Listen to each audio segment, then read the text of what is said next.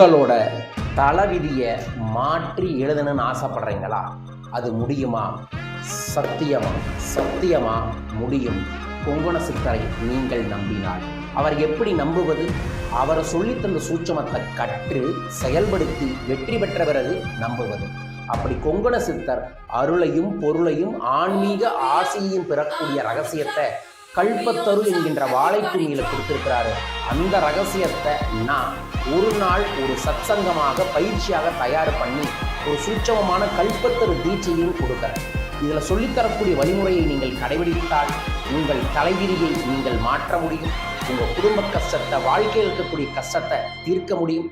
எல்லா சகல சௌபாகியங்களும் உங்கள் வாழ்க்கையில் கொண்டு வர முடியும்.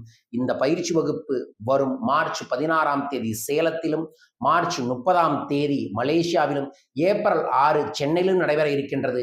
கலந்து கொள்ளுங்கள். வாழ்க.